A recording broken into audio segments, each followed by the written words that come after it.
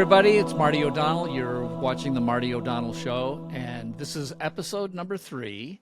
And so far I've been having a lot of fun doing this, and I've been encouraged to keep doing this.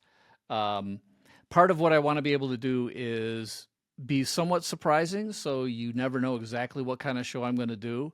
I'm assuming I'm going to have people who are from the game industry, from the music industry, from entertainment. People who think deeply about story, people who maybe have a religious perspective or a social perspective and a political perspective on what's going on in the world. And so I'm going to have all those kinds of people on the show. Plus, I'm going to have people that actually want to be on the show. So this week's guest is Danny Polishchuk, who is a comedian, a stand-up comedian, who I wasn't really aware of until very recently, but I was aware of his extremely viral, successful video with his friend Ryan Long, where they did woke versus racist and why woke and racist are very close. I'm sure you've probably seen it. It's hilarious.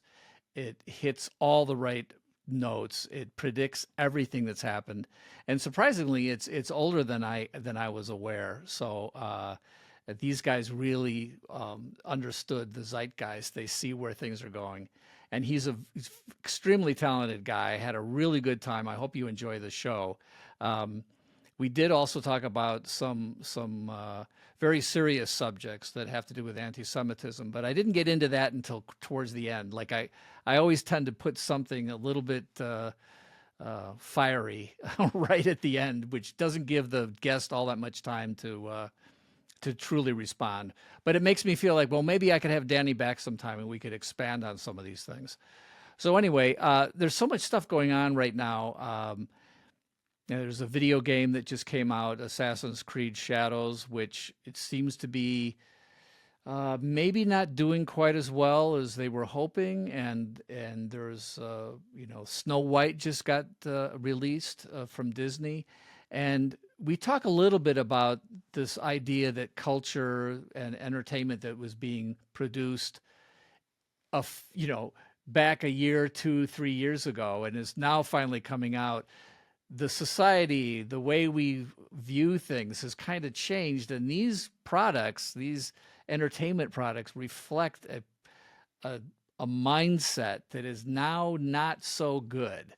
And I hope what we're seeing is a change in Hollywood, a change in games, a change in television, where people are like no longer going to be afraid of words they use or stories they tell. It's going to be based on originality and characters and really good stories and story development, rather than checking boxes and being politically correct and being afraid of not being woke enough. So I'm hoping as we go into the future, we're going to start seeing some better entertainment coming out of all these industries, and the culture is going to get better. And hopefully we'll be able to talk about that as we see the change. But we still have some pretty disappointing stuff coming out. But anyway, we don't talk that much about it because Danny is a young guy who does social media. He's all over social media. He's a lot of fun to watch. So I highly recommend checking out all of his podcasts, and he's got a thing called the Boyscast, and there's Danny jokes, and he's very funny, but he's very astute at using today's technology. So I really appreciate him coming on an old boomer's show like me. He even said, I think, that I was hipper than his father, which is kind of cool because I'm basically his father's age. So anyway, let's go on to the show, and here is Danny and me. Okay, here we are. This is the Marty O'Donnell Show, and this is episode 3. And surprise, surprise, I don't have somebody who worked on games. I don't have somebody who thinks deeply about story, perhaps. I don't have somebody I do think deeply about story in the context Danny. of scripts. Scripts. Like if I'm writing like a sketch or a film or short. But have you read, Joseph Campbell? I have. I used to have the entire DVD set, the Joseph Campbell, it was like 10 DVDs. This was when because I know you're obviously a big part of Halo. This is when I was very active Halo player when I was in college. And I wait a minute. I didn't know you were a Halo player. I thought I was just. It's been a minute. It's been a minute. Well, if you were a Halo player in college, then you played the good Halos. That's what I call them. Yes, 1 and 2. I never played past the second one. Oh, that's interesting. Yeah. Basically, those are. I mean. Oh, yeah, I mean that sword. That. Yeah, the light sword, the energy sword or whatever. Oh man, that was amazing. Sword, yeah. The plasma sword, right? Yeah. Oh man, when I was in my first year of college, I just got the first Xbox console with like the loaf of bread controller. Yeah. Remember? The Duke. Yeah. It was that Duke. Thing. It was like the huge one. Yeah. It was maybe the least ergonomic, worst controller ever designed. Yeah. And they quickly fixed that. But we had that, and that was this was 2003, I think. Sounds right. And we had found this website. This was before you could play online. Right. You tunneled. It was called it was some sort of like tunneling into the internet, but you could connect. And our Wi-Fi. I don't know. Sorry, this was before Wi-Fi. This was right before we had Wi-Fi. Like it was kind of ubiquitous, and so it would be like hardwired, and it would constantly you would be able to play for like 3 minutes before you lost the connection. But I remember at the time you're like, this is crazy. Like I could just play Halo against some other person not beside me. It was okay. It was well, unreal. Great. So, ladies and gentlemen, this is Danny Polishchuk. Hello. But I don't know if I'm pronouncing your last name right. Yeah. You nailed it. Okay. Now, and I'm assuming that you have a formal name, which is what, Daniel? Danny. My legal name, Daniel. Yes. And the formal is Charles from Poland. Is that what the last? It's actually this podcaster who I know, this guy Andreas Exurtis. Because I went to my dad with this because my family's actually Russian. Yeah, it's a Russian name. I looked it up. It's a Russian. Yeah, it's a Russian name, but the actual etymology of it is like Polish swamp people.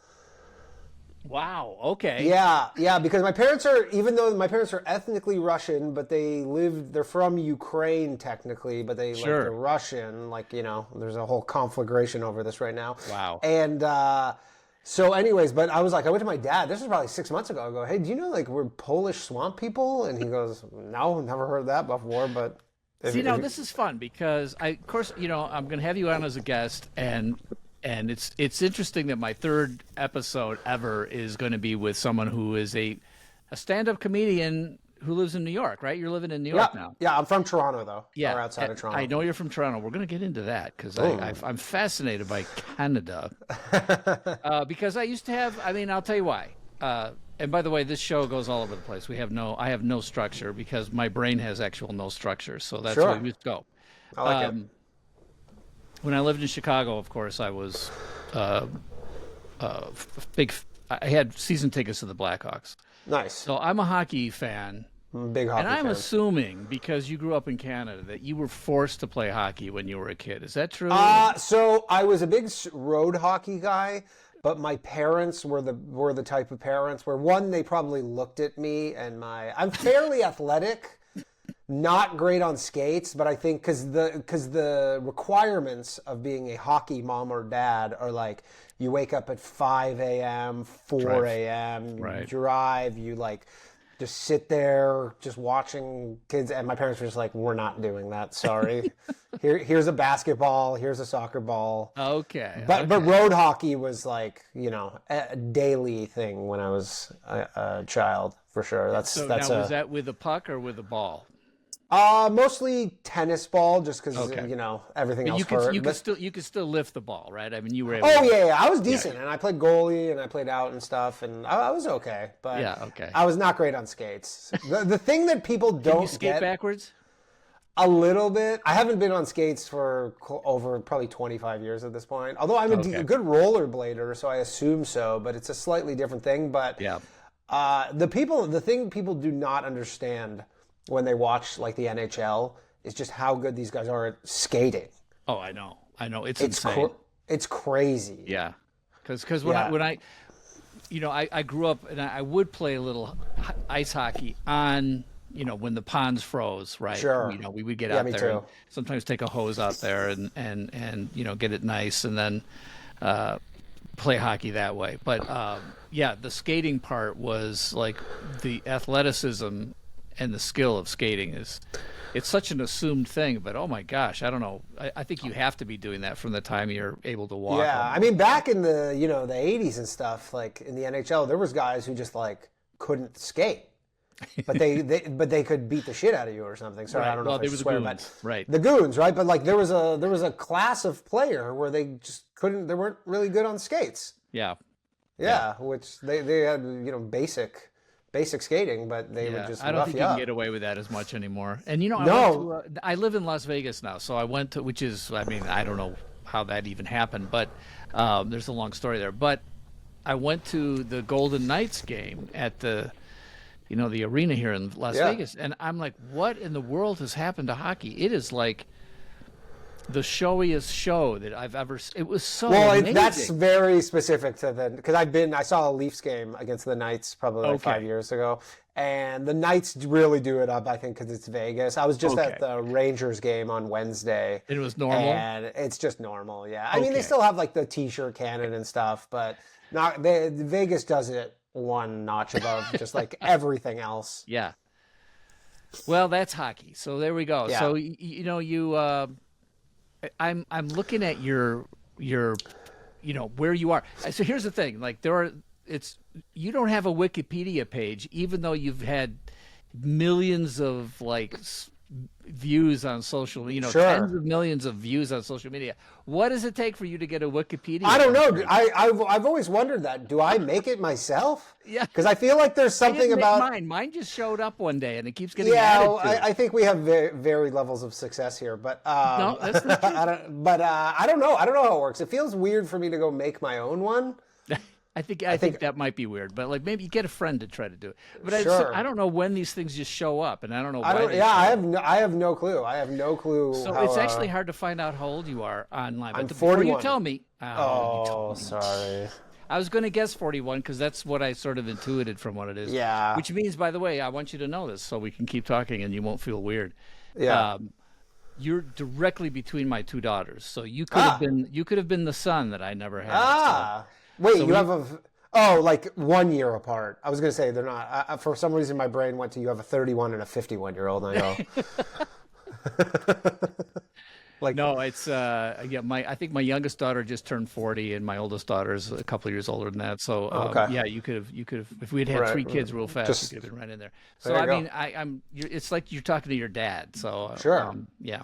you're a little Except- hipper than my dad. Of course, I've got to be. I mean, I worked at video games. That's kind of Yeah. cool. Yeah. So that's cool to know that you worked that you played Halo. I did not know that about you. Oh yeah. I mean, that was when I was in college. That was the thing.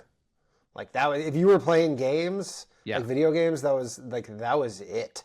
Yeah, yeah. Like that was the game. Other than that, and some sports games. We played a lot of like NHL, Madden. Sure, Madden. sports well, games. I knew some of them. Knew some of the guys who worked on Madden. The voice of EA Sports is from Toronto. The EA Sports that's in the game guy. I just learned that recently. Actually. Oh, really? No, I didn't know that. Yeah, he's a Toronto guy, and I think he didn't get paid a dime to do that.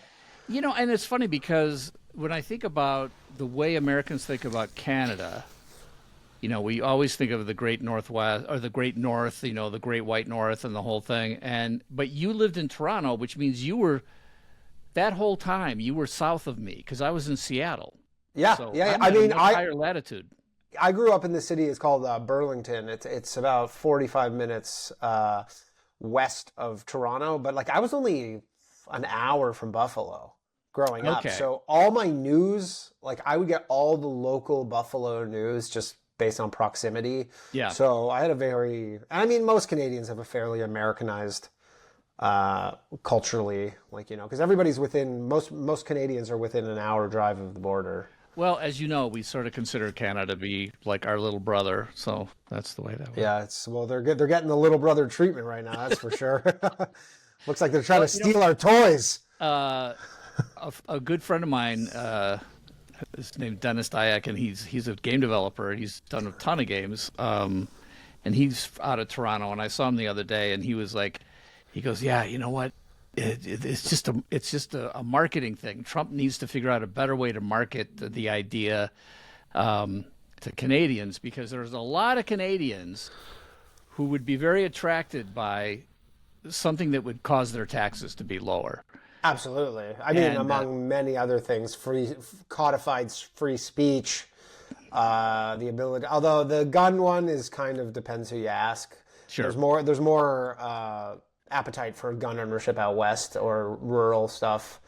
But I mean, the thing that I've been saying about the whole Trump Canada thing is he's actually yet to make any sort of offer. Yeah, it's always been this sort of comedic joke, but like, how funny is he? Oh, he's not being? joking. Yeah, no, he's not joking. I think he's joking about the idea of making it a state. I think that really that doesn't make even any sense. Yeah, that makes no sense. But the thing, because I everybody's understand like, what he means. but like a lot of Canadians are like, I'll never do this. You know, this will never happen. I go, wait till you get an offer, right? Because he hasn't made an offer yet. Yeah, and I think for me, I think the offer would be something like, I mean, you guys are already not your own country. You're in a Commonwealth, right? You're Exactly. part of the I mean, UK. the king is now on all the coinage. Yeah, I mean, you grew up with the Queen on every piece of paper everything you had. Yeah. Yeah. So, and it seems to me that it would make more sense to try to figure out a way to not necessarily. It's sort of like the European Union, right? It's sort of like let's sort of talk about the North American Union. Sure. And sort of eliminate the border with Canada. I mean, he could make, lower the taxes and completely free trade back and forth. And I mean, I saw someone post this. I don't know who it was, but essentially they said he could offer every Canadian citizen $100 grand. That would cost $4 trillion. Yeah. Which, I mean, that's like, could the United States buy Apple? Surely. Surely they could. Yes. They definitely have the money for it. And you're like, you now own, I mean, the resources in Canada are worth more than $4 trillion on their own. But, he hasn't made an offer yet. $100K a person, that might get it done pretty easily. So I think it could be very inflationary on the other hand. Yes. and there could be a bunch of people, especially on the northern states, that are like, hey, what about us? So, I mean, hey, you're American. You already got it. We already got the healthcare system that you guys want. Sure. Which is interesting because I've heard it both ways. I've heard people, usually I hear it from Americans who are like, oh, we should be more like Canada and have this wonderful free healthcare system. And then when I lived in Seattle, we had Canadians coming down from Vancouver to get healthcare because they couldn't get something. So I'm like, I've heard, what's up with that? I've heard both sides of it. Apparently, I've lived in the U.S. since 2019. Apparently, depends on who you ask, but it's changed a bit because Canada brought in about 5 million very quickly, 5 million like permanent residents from other countries, mostly India, but other countries. And it was too many people too quickly, right? And when you bring in a lot of people, like the infrastructure is only set up for so many people. So people have said that the healthcare system has deteriorated just due to, overcrowding, wait times, things like that. Right before I moved, my experience, I've never had to thankfully use too much healthcare, but it was, in my experience, it was very good. Like right before I moved, I was playing pickup basketball. This was like 4 months before I moved. I was playing pickup basketball. I tore my calf muscle. Ooh. And yeah, it sucked. And I had to we were in this gym at this like rec center, but it was the gym was below ground. It was like downstairs. So I couldn't get out of the gym because my leg just wouldn't work. So an ambulance had to come get me. Went to the ER. They gave me a walking boot, crutches. I went back the next day for like I don't know if it was an MRI or some sort of scan or something. No waiting whatsoever. I got the bill. It was $45. Okay. Wow. Yeah, that is Canadian. Canadian. Oh, so that's like $2. Yeah. It's like $30 or something, right? Legitimately. Right. So I'm my not experience, make Canada jokes. but I know some but I know some people who you see these anecdotal things where someone's like I need an MRI because it is a priority based system. Sure. I had a friend. This would have been 15, 20 years ago at this point. My friend tore his rotator cuff, and it's not critical, right? And he needed surgery, and they're like, "We'll get you in 9 months." Whereas here, if you have good insurance, you tear your rotator cuff, you can go get surgery tomorrow. Yeah.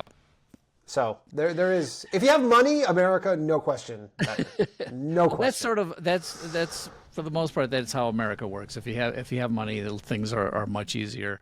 Yeah. Although I gotta say, living in Las Vegas, there is a difference. It's like even with insurance and having a nice amount of income, sometimes it's hard to find certain things because Sure. Las Vegas is geared towards certain kind of this is how Vegas makes its living, and so there's a lot of hotels and casinos and service places and like, so you don't necessarily get the top of the line surgeons, let's say. So Interesting. Yeah. you might have to go someplace else to find. That's understandable. Yeah, and Yeah. I mean, for the most part, it's good in Canada, but like again, I mean, the health insurance thing here is, I feel like, a total scam, but it seems that way. I mean, I have my health insurance I pay $400 a month for, and then doesn't cover anything essentially. Covers nothing, and has a $5,000 deductible. Yeah, you haven't reached your deductible yet, and then the year's over, and like, wow, all I do is pay money. Yeah. Yeah. And the extent I use it is I'll get I have the flu and I go to an urgent care and I have to pay for it anyways, but it's like $150 or something, but I'm paying for it anyways. So you're in college. What was your major? What were you interested? Economics. Yeah, I have an economics degree. Business and economics. And then you ended up being a stand-up comedian? I mean, I will say that the economic thinking is very analytical. Okay. And it does, I didn't realize it at the time, but that type of thinking does transfer over to comedy in the sense that you're kind of building like an argument sometimes when you're doing comedy. Sure. Right? Like, it's to a degree you're trying to put these pieces together. And it does help in that sort of stuff. But, for the most part, it's not like... I'm sure I could have done an English degree or something. Were you like the funny guy in college? Were you the guy that... Okay. Did you do any sort of theater stuff too? Were you one of those guys?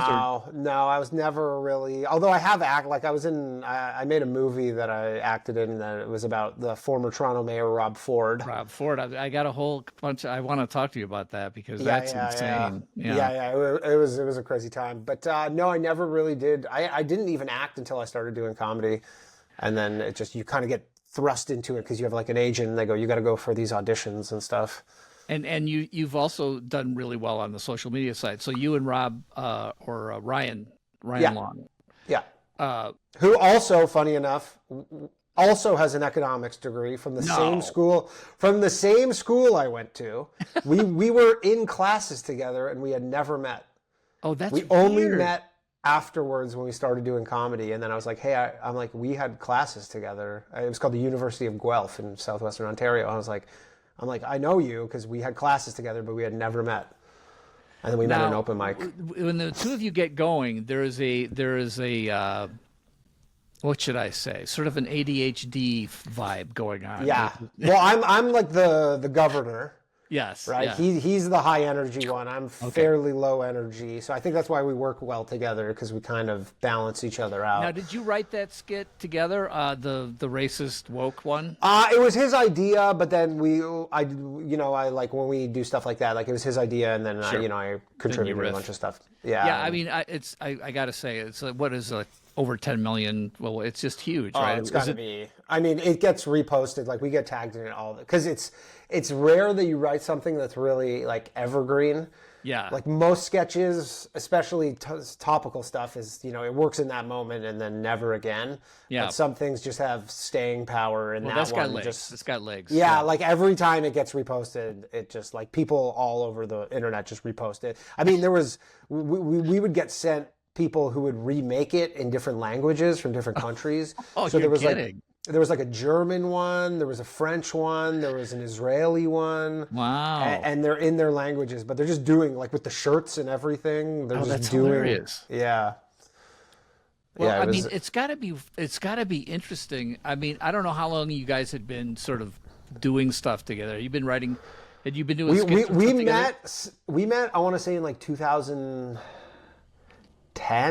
maybe 11, and probably 2010, I think. And yeah, we've been working together pretty much ever since. Like, Ryan had a show on CBC in Canada. We worked on that. We were doing sketches, and we were doing tons of sketches, and we had a podcast together in Canada. So we've kind of been working together for almost 15 years now. So did you guys ever check out Second City then in Toronto or?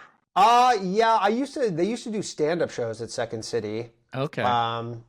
So we would perform there on stand-up shows. When I was like in high school, I had some friends in Chicago actually. Sure. And went to the Chicago Second City, and Right. I remember loving that. But there's not that much sketch anymore. Like that's like live sketch comedy. Like it exists, but Oh, because that was live sketch comedy. That's all improv, right? That was the point. well, it was kind of improvised. Like the Second City, there's a bit of a conceit that it's improvised, but they actually. Well, it's not It's they start off by improvising, but then They start off by switch to improvising, live. but then Yeah. like they have this show that's like been developed through improvising. Yeah. But the thing is now, if you make a sketch, like if you come up with a sketch idea, like why would you do it live? You should film it. You might get 10 million views on it, right? So Yeah. I think the live sketch kind of format is. Well, I'll tell you my quick story about Second City. So my sister's 5 years older than I am, and she was at the College of DuPage, which is a junior college in the suburbs of Chicago, and she performed with this guy on stage. She was a music major and did theater, and she was in the Crucible, and this guy played the judge, and she was Mary Proctor, and then I think they were both together in the Pirates of Penzance or whatever, all that kind of stuff. And she really liked him. She would come home and say, "This guy is really great. He's so talented. He's really funny." And then he called her like a couple months later, and he said, "My sister's name is Mickey." He says, "Mickey, you got to come down to Chicago. I'm at Second City, and it's great, and you would be great here." And she goes, "Oh no, I just got asked. I just auditioned, and I'm in this group called Up With People, which is this singing group that's very wholesome and wonderful." So anyway, the guy was John Belushi. Wow. So I remember meeting John Belushi when he was, in college with my sister at College of DuPage. And then, then she told me, yeah, John asked me to come to Second City, and I said no. Now, of course, if my sister had said yes, she would probably be dead at this point. But Sure, I know. She'd be battling a long-standing opioid addiction. Exactly. So. But anyway, it was funny because I followed John Belushi's career from that point because he was at Second City. I never saw him at Second City. I was a little too young. But then he went to New York and got, almost immediately he was with Second City, National Lampoon Radio Hour, which was hilarious. I don't know if you ever listened to any of that stuff. And then I know National Lampoon. I've never heard National Lampoon Radio Hour, though. Oh, you know what? You should check it out. It was Bill Murray started there and Christopher Guest. And interesting. Is it on YouTube? Can you find You can find it on YouTube. Yeah, just look up National Lampoon Radio Hour, and there's some just that classic was stuff. early 70s? Yeah, that was probably 70, 72, 73, someplace like that. So right before SNL. Yeah, SNL came out 74, 75, someplace Five, in there. I think. Yeah, I just watched the Saturday night movie. Oh yeah, the documentary. No. It was it's not a documentary. It's like scripted about. Oh, that's right. First show. About the Lorne Michaels. Lorne Michaels, yeah. Yeah, I saw that. That was really good. That was actually it was pretty good. cool. Yeah, it was pretty cool.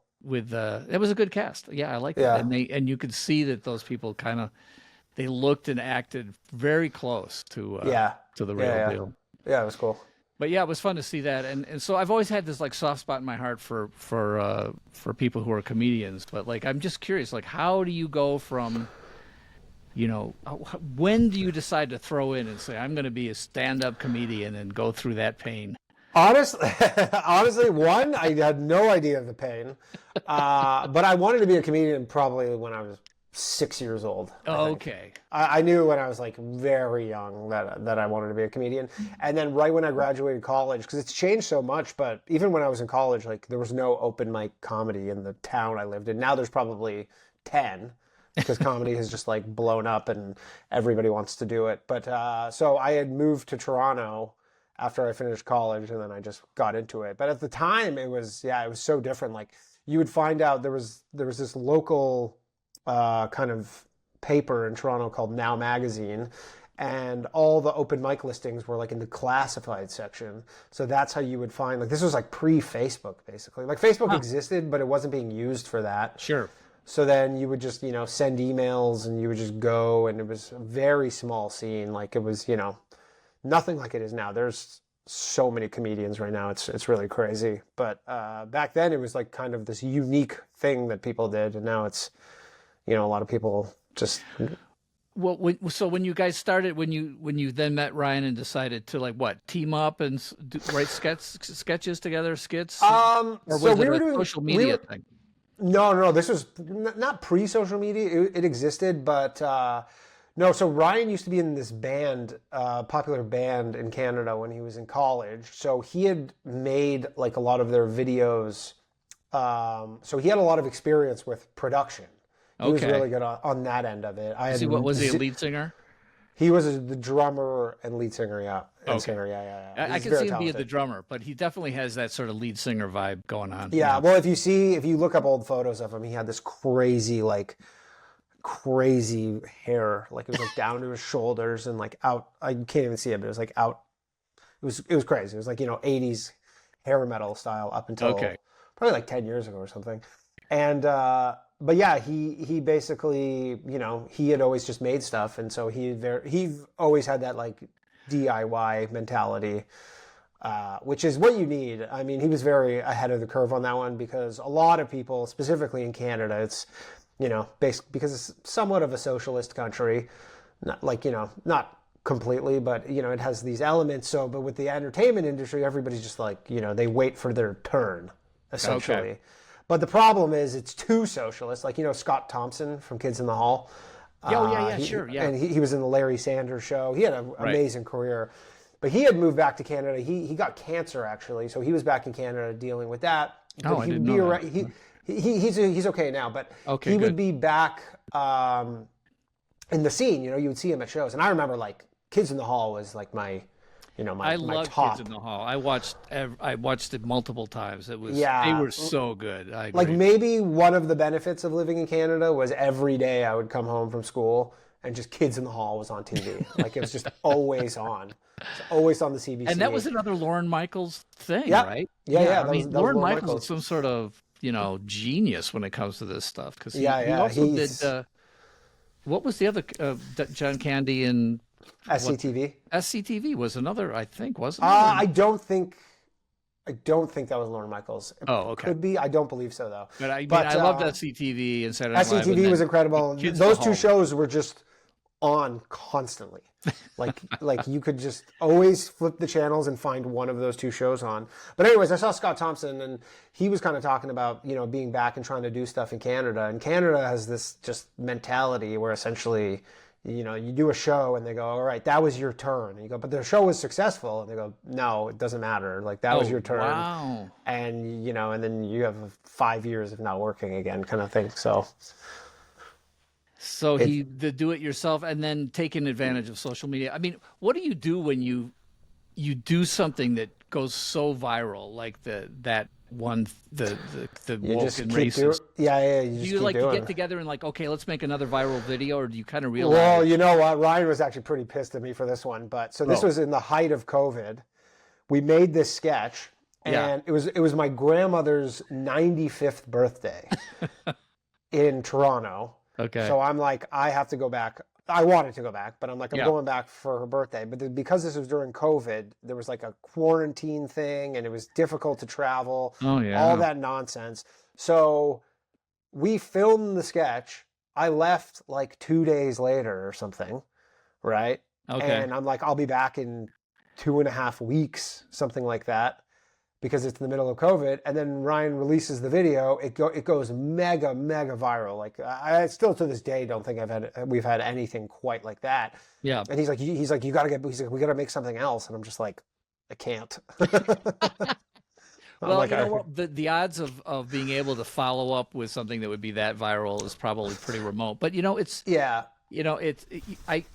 people have tried to study what makes something go viral, and I don't think there's any science to this at all. So. No, you kind of, it's there is a lightning in a bottle element of it where you're kind of, many factors come together. There's like a cultural element. There's there's a lot. Like I have this one sketch which I made like 2 years ago.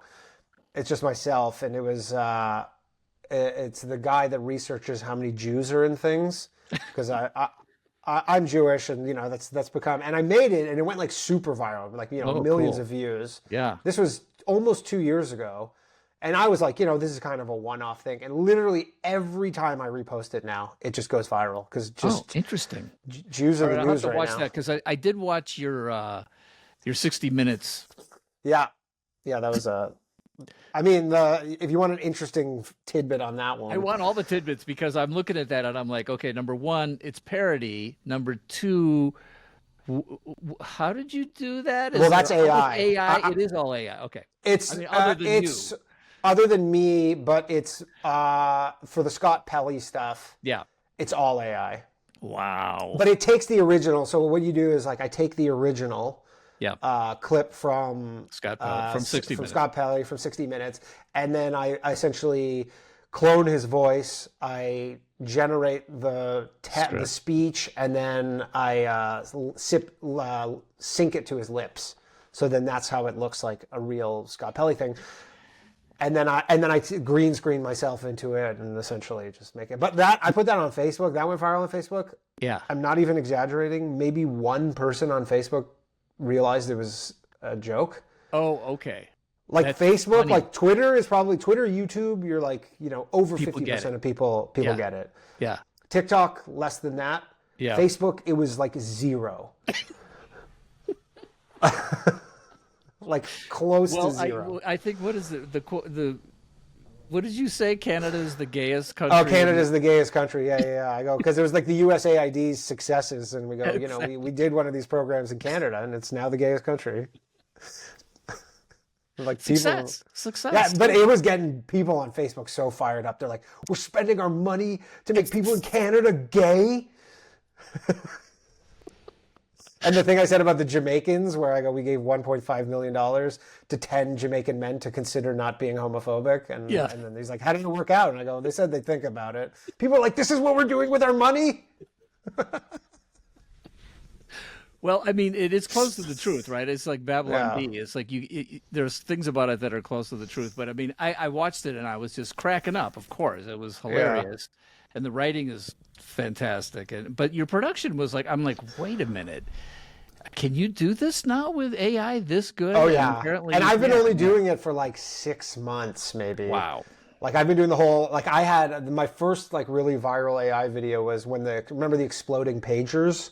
Yeah. Thing. And so then I made a CNN segment where I was like an on-location journalist in Israel, and it was with Jake Tapper, and it was about goats were exploding, and all these members of Hezbollah were dying from these exploding goats, right? And that Getting again critically was maimed, I'm sure. Yes. well, but yeah. But like all these people were like, "Is this real?" Like I got a Snopes fact checked. Oh, like you're Snopes. that's caught a badge of honor. Yeah, there. Snopes. But the crazy thing is, they contacted me. They someone found my profile. It says comedian. Contacted me and they go, "Hey, we're doing a fact check." I go, "Well, you obviously know this isn't real. Like, I'm a comedian. This isn't real." And they go, "Well, there's a couple people because I guess Indians are very pro-Israel because of their India and Pakistan obviously are like mortal enemies. So Indians don't like Muslims. So then it went viral in India, and all these Indian people on Twitter were essentially reposting this as factual, and they were saying how this was happening. So then Snopes felt that they needed to do this. But then the funny thing is I was in Vegas actually at a comedy festival, and this was in September. And the Monday I woke up Monday morning and I'm supposed to leave, and I opened my Twitter and I had DMs, and I opened the DMs and it's Jake Tapper, and he's like, "Danny, I need to talk to you." And I'm like, "Oh man, I'm in so much trouble." Well, what did he say? What did he say? He was actually like, it's funny because he's like, "Oh, that was a great video, really funny." He's like, "Can you make me an AI video of me for a segment on CNN on my show about the dangers of AI?" Which I'm like, sure, that's to show how it could be. And then, and then it was him and Amy Klobuchar essentially being like, "This shit needs to be illegal." I'm like, all right, well. How are you going to, that's the thing. I mean, AI is taken off and it's just going Yeah. to, but I mean, the fact that it can be like the 60 Minutes thing, Scott Pelley is like, has he contacted you yet? Because No, I never heard from Scott Pelley, thankfully. But and nothing from 60. I mean, because you're covered by it's the satire. Yeah, I'm covered by the First parody. Amendment. Yeah. So, but look, I fully understand the dangers of this. If I was Right. truly a bad actor, Yes.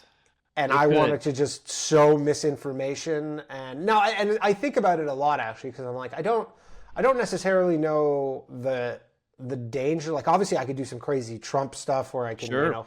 threaten countries, but I feel like he's kind of doing that anyway, so I don't need to do that.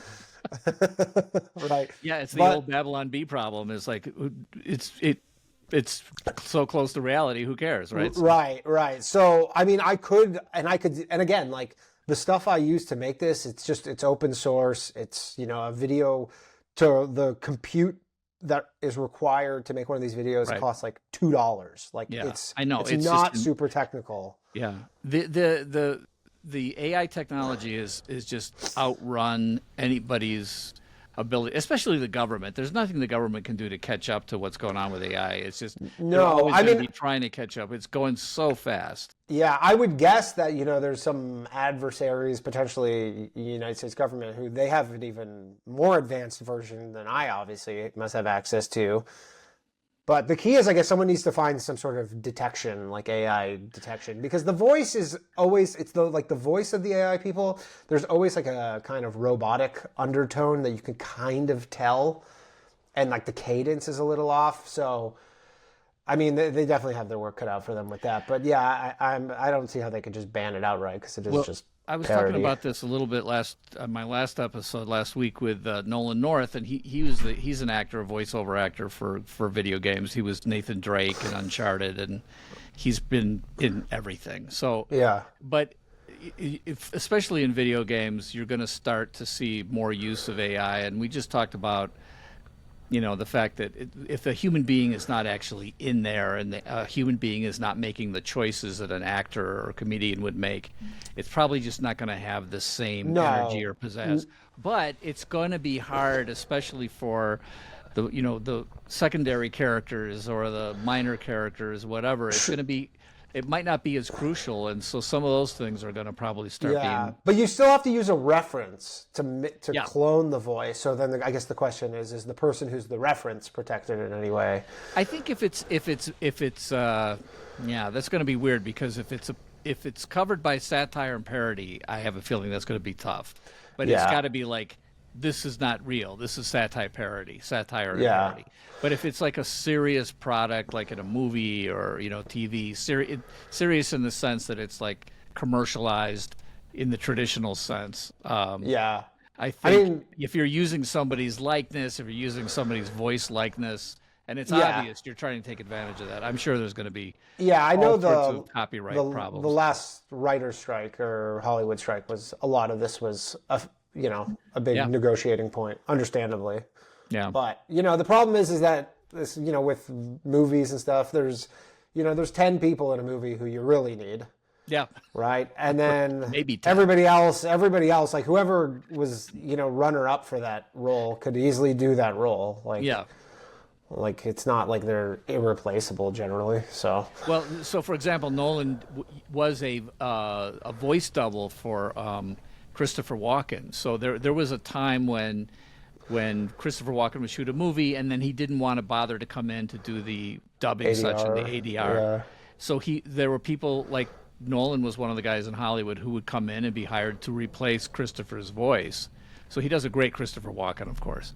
But like even that is not necessarily anymore, because number one, I mean, here we are having decent recordings, Sure. remotely. Like everybody has their own like sort of recording studio setup. Yeah, and you can record on your phone, and it actually sounds pretty dang good. So Yeah. but then also I think that I have a feeling some of these kinds of things are going to get tweaked using AI, and nobody's even going to know. Not even the actor will know. Yeah, I mean, I can tell you that the voice cloning software that I use, I've been using several different ones, and when I started, I use a totally different one now, and Like the one that I use now I think it came out in the last few months. It's way better than 6 months ago. Okay. Yeah, like it's noticeably better. How much content did you have to sort of feed into it? I would imagine Not the more much. sample, not that much, huh? Really? Honestly, I like for Scott Pelley, for example, I took probably the intro of 60 minutes, which is maybe a minute or 2 minutes, and I export just the audio track, I import it into the voice cloner, and bang. Wow. Yeah. Now, if you can oftentimes give it more, and maybe it'll be 1% better, but generally it's like you need a minute. And you're not trying to get like a performance out of Scott Pelley that has all sorts of range and like drama. No, I'm trying to get him to be. Yeah, I'm getting him to be exactly how he is in that segment too, right? Yes. So I'm like, but even now, like some of the AI voice cloner I used, it as of recently has like a little drop down where it has different emotions. So you can have them say like sad, angry, disappointed, like all these different emotions. It doesn't do it great, but sure. That's the direction it's going. Can you get granular? Can you like say, oh, I want this word emphasized rather than this word? Can you get like that? So or not? no. Okay. But what happens is essentially you just put the text in and you just hit a button that says generate. Yeah. But it generates them different every time. So sometimes I'll just hit generate, 10 times. I'll have 10 different versions. Sometimes I'll take all of them. Okay. I save all of them. Sometimes I'll get one and that was great. Sometimes it's literally like actually just doing like voiceover session. Yeah. Yeah. Like literally, you go, that first half was good. I like the second half of the other take, and you stitch them together. And you guys, oh my gosh, everybody is a producer now. Oh my gosh. Yeah. You're not just talent. You're actually out there doing the hard I mean, work. me and Ryan joke about this all the time, where when we started comedy, you just have to be good at comedy. Yeah. Now you have to be good at computers. Right. Like if you're not good at computers, you have no chance. Sure. That makes sense. Yeah, that actually makes sense. Well, you guys are good. I mean, I got to say too, I mean, congratulations, by the way, on your marriage. Thank you. And your wife's Heather, is that her name? Well, yeah, my wife's Heather, yeah. I guess you saw that she's- Newsweek article. There's things online. You can't get away from them. She subjects me to TikToks with my dog. And one of them went so viral, and then this is the state of Newsweek, by the way, because she messaged her like grandmother and mom. She's like, "We're gonna be in Newsweek," and I heard they're like, "Isn't that like a reputable news source?" That's a real magazine. Yeah, that's a real magazine. You go, well, it was, but no, now they not just anymore. write about TikToks of dogs. Well, I mean, I got to say, you're punching above your weight here with this woman. She's. I've heard. I've heard. But I mean, the story is that you guys met in a bar and it was love at first sight. I mean, come on, what's the real deal on? What's the real story? That's the deal. As like a month after I Wow. moved to New York, we were just in a bar and just randomly I was there after a comedy show and we just met. But we didn't actually go date because I actually had a girlfriend at the time. And but we had just met, like we had just talked and that was it. Like there's nothing untoward. And then we started dating like, 8 months later or something. Oh, okay. After the pandemic. Oh, wow. Yeah. The pandemic. That is a thing. My wife and I talk about this, but that's like a scar on humanity. Yeah. Everybody goes back. Yeah, that was pre-pandemic. This was during the pandemic. It's post-pandemic, and I feel like I don't know how you feel about this, but I feel like as a society, I hope we learned like let's not do that again, right? No. Let's not let government take all our freedom away because they have decided there's this emergency that. I mean, the scary thing in Canada right now, because there's an election happening in Canada right now, that'll be happening in about a month from now. But with all this bluster from Trump about annexation and all that stuff, right? Because they had the common catchphrase during COVID was "We're all in this together." Sure. They had that, even though it was very clear that if you were a grocery store employee, you were not in it together with the CEO of a bank. Yeah. Obviously, right? But they were trying like we're all in this together, and now it's elbows up. Like they're doing it again. I don't even know what it means, but it's like everybody's like saying we're trying to elbows up. I don't know. You don't I actually know? don't get it. I don't even get it what it is. Is But that is this some time sort to of, get to work, maybe is that a elbows French up. Canadian thing? Maybe I don't. No clue. No clue. But there's very much this element of, national unity, similar to, the early, probably first few weeks of COVID, Yeah.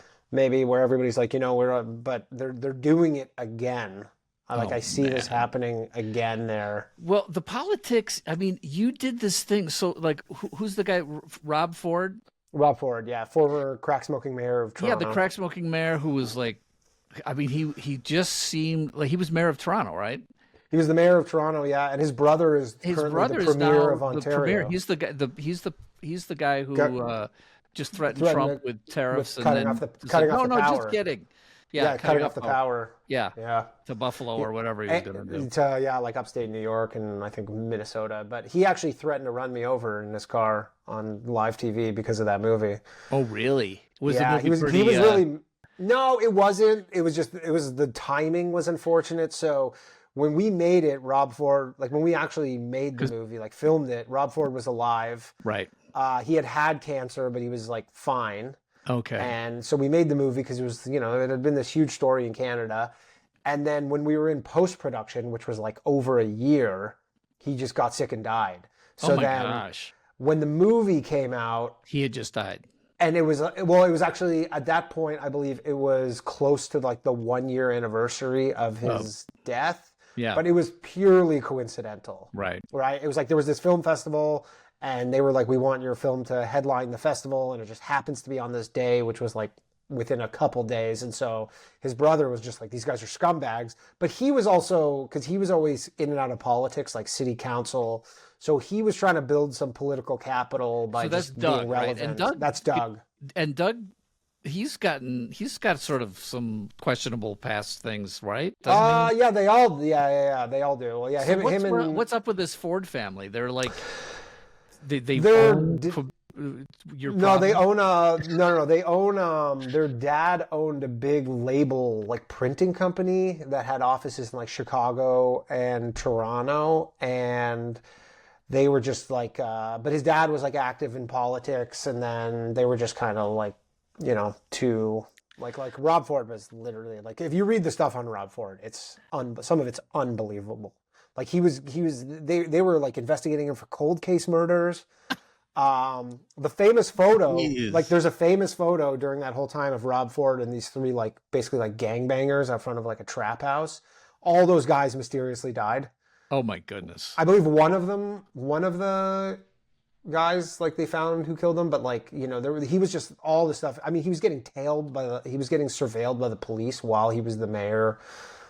Like helicopter surveillance, and you have all these stories like they'd be surveilling him. He would go to a liquor store. This would be like 9 a.m. He would go to a liquor store, buy like a bottle of vodka, like a small bottle of vodka. Then he would drive to his old elementary school, park, walk into the woods by himself, drink the whole bottle of vodka, and then just go to work as being the mayor. Like it was crazy. Politics. Okay. Yeah. Hey, Got man, it. I've never been in politics, but I imagine it can be tough. Well, you're sort of skirting around it. I mean, let's talk about Doug Ford for a second. He's listed as a progressive conservative. What is that? Can you tell me what does that mean That's in Canada? just that's just conservative. Like essentially, there's two left lean. There's the Liberals, more left of that's the NDP, Okay. the National Democratic Party or Democrats Party, and then there's the PC is essentially just the conservatives. They're probably left of an American Republican, Sure. but they're as far right as we tolerate in Canada. Well, so I see you on Fox News sometimes, or I saw you Yeah. with Jimmy Fallon the other night. That Yeah, was yeah, really yeah. great. And like, Yeah, I so, go on there all the but time. you're not necessarily, you're not an ideologue, right? You're not. No. I mean, I wouldn't even I don't really like brand myself one way or another. To be honest, I'm very much like call balls and strikes. Like if I think someone's good for the job at the moment, that's who I would back. I'm not like a hardliner in any way. Yeah. Well, I mean, you have No. to be able to find humor Yeah, and wherever it exists. So that's really important. there's a comedic element of that too, where like if people just know your politics, Yeah. then you kind of box yourself in Sure. comedically, because one, it's like people can kind of guess what you're going to say, which is not good, and you become a little too predictable. So yeah, I'm not a huge government guy. Regardless, I don't. The people who are like foam fingers for the government, I go, they're not your friends. Okay. Like, I agree. I agree. yeah. But like, so I was watching one of your skits, and maybe you should tell me when this was done. And I got to tell you, it was really well done. It's the support group for fat wives. Oh yeah. We just did that like maybe a month ago. Okay, so that's Yeah, I was yeah. wondering when that was done because like how, tell me, because I mean That was Ryan. That was all Ryan. it was I all was Ryan, just- but you did a very, very convincing job, and I'm questioning because your wife, of course, is drop dead gorgeous. Sure. She's in amazing I assure you, if shape. she wasn't, I would have to call in sick that day. Okay, all right. Does she laugh at that? Does she? Yeah. Oh, Yeah. okay. We have a similar sense of humor. Yeah. She thought it was funny. Yeah.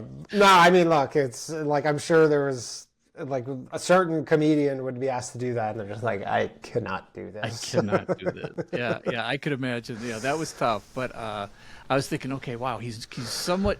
Well, you've been married about a year now, or what? Was that last August? No, it was in June, so we're Oh, what, June, 9 okay. months. 9 months. Okay. About there. Yeah, because that's a dangerous kind of skit to do like that early Yeah. in your marriage. So Thankfully, she's quite svelte, so I don't have to. yeah. I don't have to be too concerned about it. Have you? Plus, it plants the seeds for the future. To kind of. No. That's gonna get you in trouble. Okay. Yeah, that was hilarious. But I mean, yeah, just going back to the conservative liberal, and then your religion is. I mean, is it a religion, or do you feel like you're more culturally Jewish? I Probably mean, she's culturally. Jewish, is she? Yeah, we're both Jewish. We don't really celebrate much. I mean, we throw up a menorah for Hanukkah. That's about the extent of it in terms of anything we do at home. We go see our family for high holidays here and there, but you're not going to catch me going to synagogue or anything like that. I'm not. But I did go to like Hebrew school until ninth grade, like every day, like a Jewish so you had private a school. bar So I got my mitzvah? fill. Yeah, and I got my fill of all that stuff Okay. for a lifetime. So you stay sort of middle of the road on the political stuff. But I mean, here's the thing. So like, I know you talked to Eric Metaxas. I didn't listen to the whole thing. I mean, Eric's a great Yeah, guy, and he's great. I like him. I'm reading his book right now about Martin Luther, actually. Oh, really? Oh, okay. Yeah, it's cool. Oh, is that his new book? I don't know if it's Because he wrote. I read newest. 2 of his books. One on Wilberforce, and then one which was the English guy who got rid of slavery, and then Bonhoeffer, which is a great book. Bonhoeffer, yeah. I remember him talking about that. I don't know if it's his newest one, but it might be. But it's very good. It's very interesting. But it's funny to me that you would like what? How did that happen? How did you get to like go talk to Eric Metaxas, who is like this well-known Christian? From Luke, actually. Oh yeah. Okay. Cool. Yeah. Luke hooked us up, and he has a studio in like his networks in Union Square, and I kind of looked him up, and he used to be like whatever Yale's version of like the Harvard Lampoon is. I believe. Oh, he was okay, like yeah, he was like a writer for it. So He's got some comedy undertones going on. Yeah, exactly. It reminds me of a cross between Dick Cavett and Woody Allen. Kind of. Yeah. Yeah.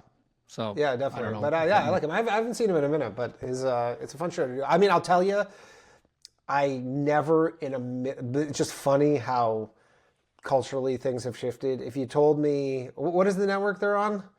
They're on. It's a family. Yeah, it's a Christian. It's like a family Christian network. family. Yeah. If you told me Salem. 6 years, Salem. If you told me 6 years ago that I would unironically be a guest on a show on Salem Network, I would have been like, "What are you talking about?" Yeah. I'm like, "What needs to happen in the world Strange things happen. Well, I to mean, I get gotta me tell you, from here You or and I there. talking is a bit of a strange thing. I decided to do a podcast because there just weren't enough podcasts out there. Sure. And Really untapped market. totally untapped. Yeah, it's going to take off one of these days. Yeah. And I mean, the key is keep doing it, because a lot Yeah. of people give up after, very early when you go. You gotta at least give it yeah. a decent amount of time. I'll give it some time. It's funny. They're like, well, what do you want to call it? And I'm like, well, it's just, the Marty O'Donnell show. I mean, if you try to get cute, nobody's going to know who it is. So it's like, everybody's like, yeah, everybody's show is named after them, right? Yeah. I mean, if you're doing a thing, and it's like, well, I don't know. So, but Yeah, but I there's mean, enough you're a people known who play person, Halo, so that's cool. yeah. I mean, yeah, hey man, that first Halo. Whew. thank you, I thank you. mean, I might have my 10,000 hours in Halo 1, to be honest. Really? Yeah. Okay. Now, I did you play mostly multiplayer, or did you get through the campaign and stuff too? Did you play I did the whole. Oh yeah, I did the whole campaign. I Oh, probably did okay. the campaign on multiple difficulty levels. I probably didn't do it on like the really. What was the hardest one? Legendary. Legendary. No, legendary. I remember specifically. I couldn't get past it, but Yeah, Oh, yeah. Legendary had a couple of. There was, I think it was the second level, Truth and Reconciliation, had a section of it that it was almost impossible to get through on Legendary. Yeah. We did that a couple of times, pretty much by accident.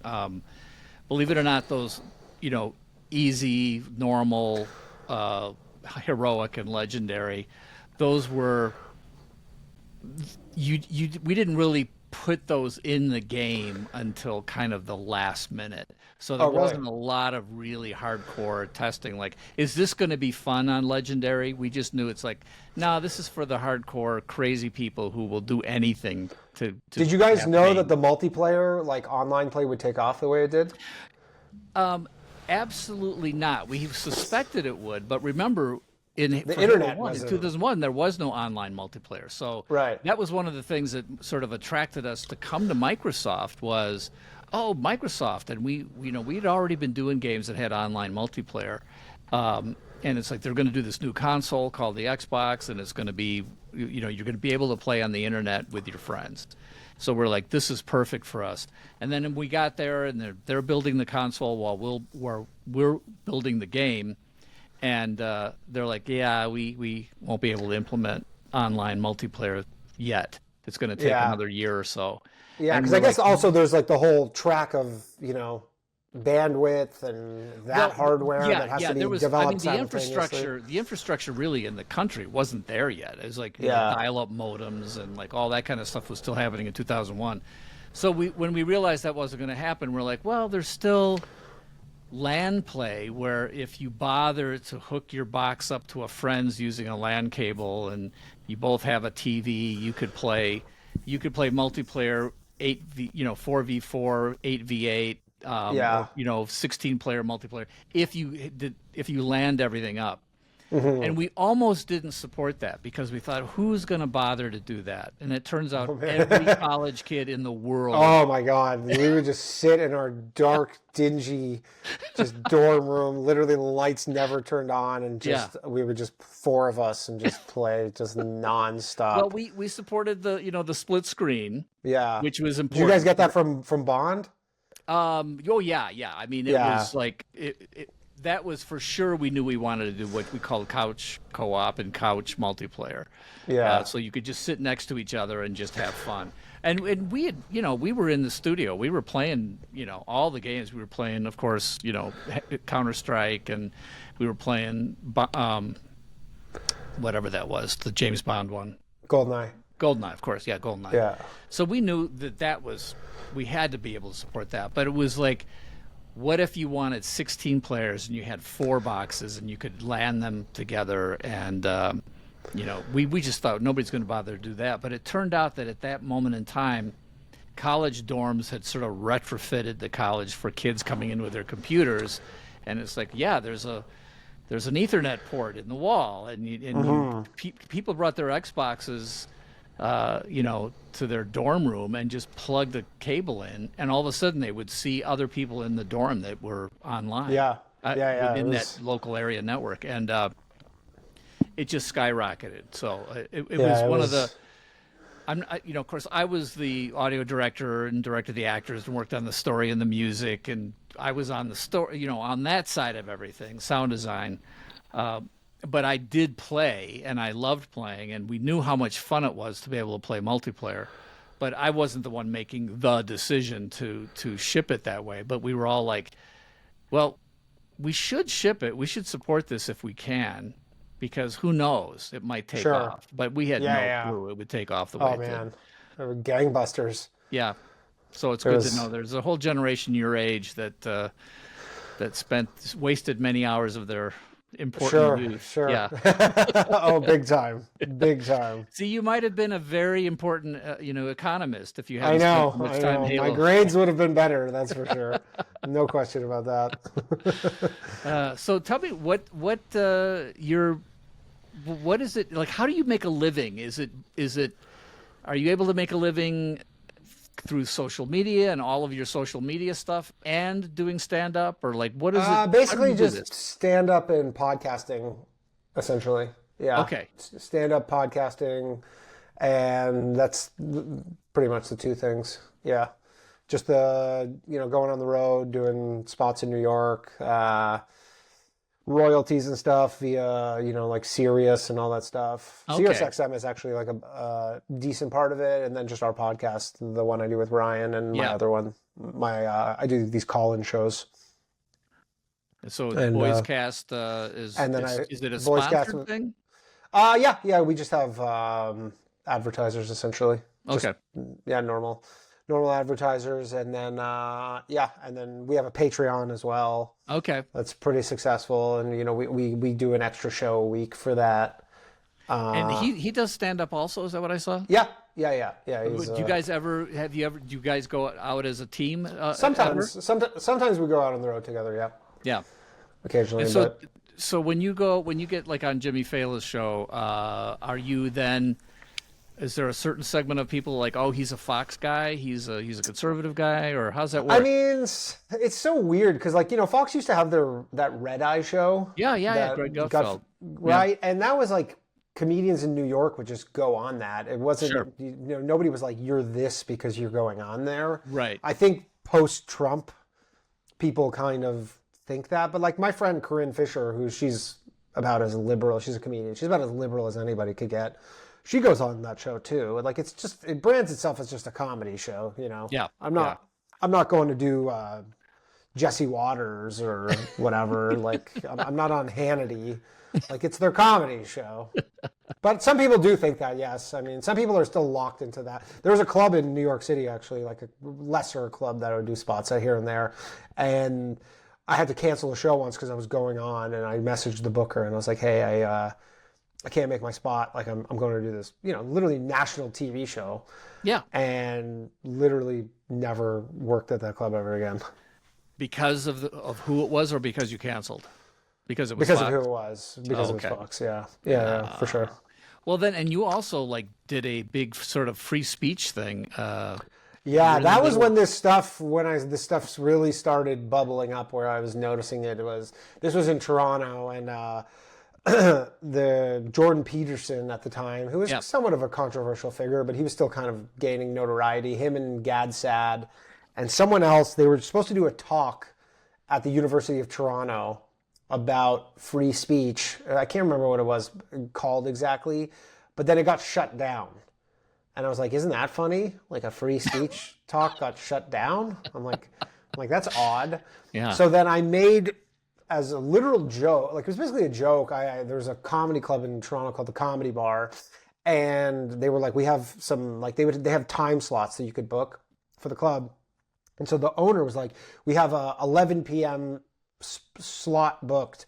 It was during I want to say it was did Conor McGregor fight Floyd Mayweather? I think so. This would have been like close to 10 years ago. It was some like big fight like that. It was simultaneously, right? It was happening during the fight. So I was like, I think this is just a funny gag.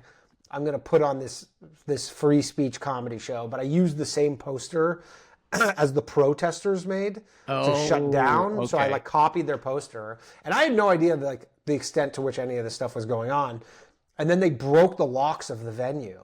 so that the show couldn't happen. And they were like, there's like a Nazi comedy show happening. I'm like, I'm Jewish. The show was very diverse. It So wasn't you a were called bunch a of Nazi white 10 years ago. Correct. Yeah. This was my almost, this was gosh. like 10 years ago. And then I was like, that was kind of my canary in the coal mine where I'm like, Yeah. what the hell What's is going on? Like, I was very much like, what is going on? And then that just blew up. And as a result, we ended up doing the show in this like giant theater in Toronto. And again, it was like very diverse, and they pulled the fire alarm during the show, and it was this whole thing. But that was the point where I go like, culturally, things are not moving in the right direction right now, especially for comedy. Scary. Yeah. And that's kind of my first principles is, comedy for this kind of thing. And so I go, this is not good. Well, it's interesting to me because I feel like culturally, comedy was sort of the first indicator. It was the canary in the coal mine. We started seeing comedians being sort of censored, and then we start seeing, TV shows and movies and games all start to get this like, well, you better toe the line in certain areas or you're going to get, canceled or whatever. And now I feel like we're past that. I'm hoping. Snow White just came out, and people are like, maybe that's not a good way to go, right? No. And again, like something with Snow White, the problem is because there is like this, there's a lag in all this stuff. Yeah. Right? Because Snow White development happened when everybody's just Years like, ago. Right. Biden's going to be 2 terms. And, by the time it works its way through, they have no choice but to release this. But it was essentially conjured in a different era. Yes. But I mean, there hasn't been a blockbuster comedy movie in, I think we're at 12 years or something. Wow. Is it true? Yeah. The last like big blockbuster comedy was, I believe, Ted 2, which was, that's where like I'm of the opinion that we've kind of, I don't know if we're getting out of it or I'm hoping, but we've kind of been in somewhat of an artistic dark age for the last decade. I agree. Yeah. For creatives to have, their handcuffs and be afraid to say things or words are dangerous and like always being looking over your shoulder.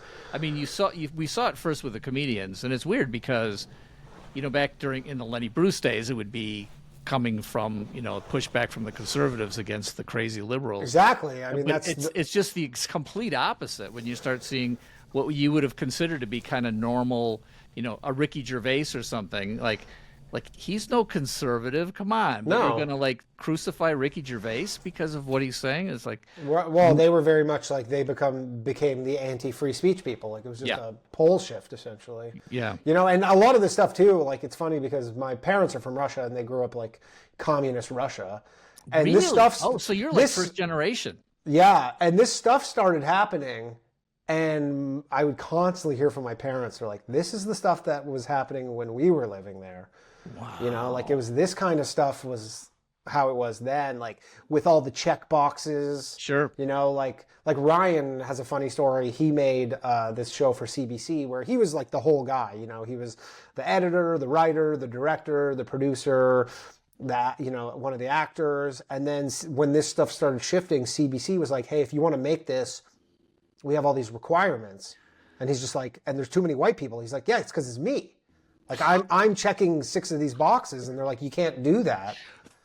So he's like having to fire himself from roles essentially, and yeah, it is crazy. It was really nuts. And honestly, I don't even think Canada has regressed much from that stuff. To be honest, no, Canada seems to be. This would be one of the other reasons to make the North American Union and bring Canada into the fold is that like we could sort of like loosen some of that stuff up because the problem is if it was anybody other than Trump doing it, like if Biden proposed this, Canadians would be like, love the idea. What a great idea. Well, but there's got to be some like from the Western provinces and maybe around Toronto that like are at least thinking about it, I would think. Yeah. So. I mean, definitely the problem is if you say that you're for it, that's borderline traitorous, right? Oh, sure. So people might, but I could see like the Gen Z who probably have less of a tie to kind of Canadian nationalist identity. Like the boomers are, I think, across the board, like not interested in this. Sure. They grew up in a different Canada though, and they have different ideas of what Canada is. I think the younger people probably are like, yeah, that seems pretty good. And again, this might be like this might be a once in a lifetime opportunity, to be honest. So we'll see how it goes. I don't really know. I could see some sort of Alberta secession movement pick up, and then Well, that'd be nice. Which one's Alberta? Is it sort of in the middle, right? It's sort of in the middle. It's above Montana. What's on the Vancouver side? That's British. It goes British Columbia, British Columbia, Saskatchewan. right. Yeah, British Columbia, Saskatchewan, Alberta, Manitoba, Ontario. See, now think about this. If you join the North American Union, people like, American students we'd learn more about the provinces and about Canada because we would be part of our history. That's true. That's true. I mean, you guys don't know a lot about it, so We don't. We really don't. I mean, when I visited Montreal a few years ago, many years ago actually. I mean, there were a couple of times, but that really seems like Montreal, Quebec seems like a completely. It's the Quebecois, right? It's the French Canadians. It's like a whole different, really a different country. You go to Toronto, you feel like you're still in America. So. Oh yeah, absolutely. Most places, for the most part, and again, it is very Americanized in general, but there could be some benefits. I know, obviously, people, if you threaten their health care and they go, you're going to get American style health care, that's probably a no-go for a lot of people. But again, if Trump kind of succeeds in what he's trying to do with economically crushing Canada, then might kind of force their hand, unfortunately. Well, so the last thing I was going to ask you about is I was in Poland a couple of years ago, just after. Let's see now. It was just after Putin invaded Ukraine, and being in Poland, one of the things I realized is Poland, the country, is such a great. It's just a great land. And it's like, that's why it's been conquered like 1 billion times. It just keeps strategically keeps getting run over back and forth. It's just so sad. Yeah, I mean, Trump's playing Risk right now. Essentially, he's just looking at the Risk board and he goes, "That looks like a pretty good spot."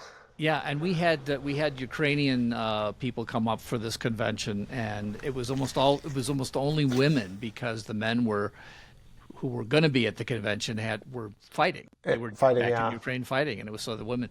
And it was just it was really interesting to realize, we're far removed from that stuff until you're actually over there. And then you get a lot of different perspectives from being right in that country. So it wasn't all like one way, although there would be like funny graffiti about Putin on the walls, and then, anyway, it was just like, I don't know how where you've got so many family connections because of your parents. Well, that's the thing with, like, my parents are ethnically Russian, but they're from Ukraine. But in terms of this war, like, there are people in Ukraine who are like, yeah, we are Russian.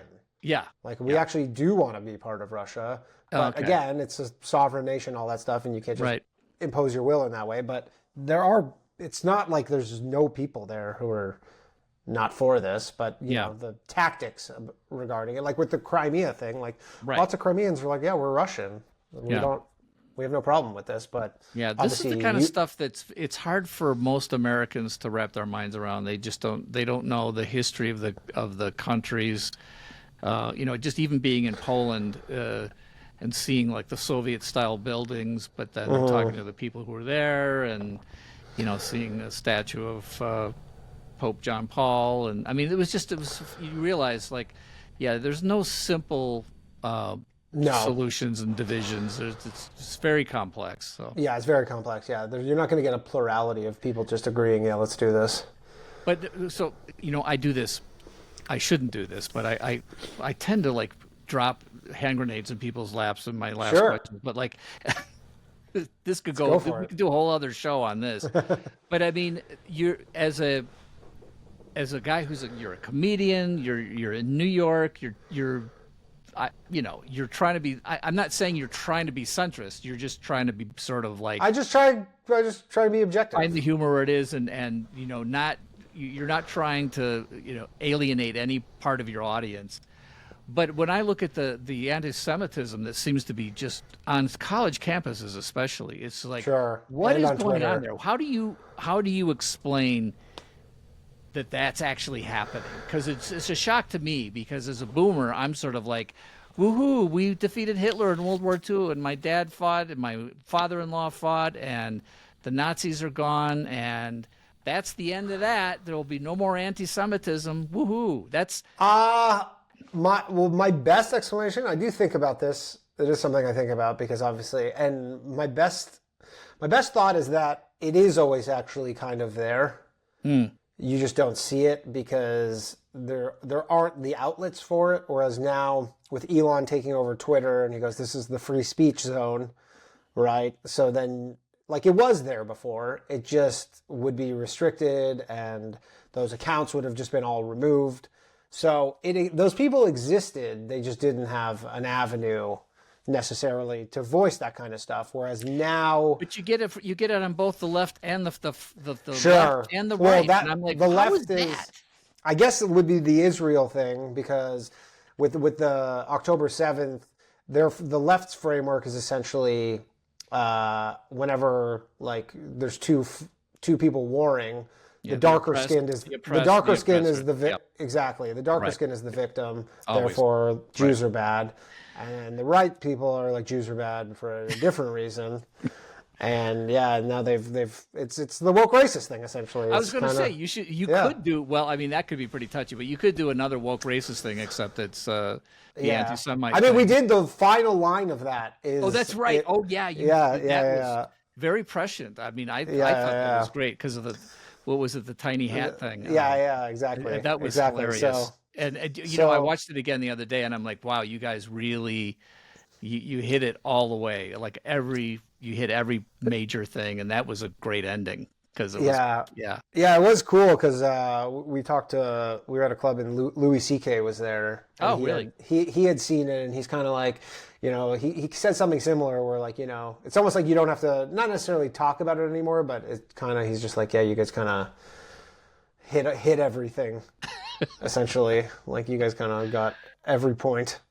All right. So like, I don't know. I don't do this because other people that I've had on so far don't do shows. What's your next thing coming up? What's your next?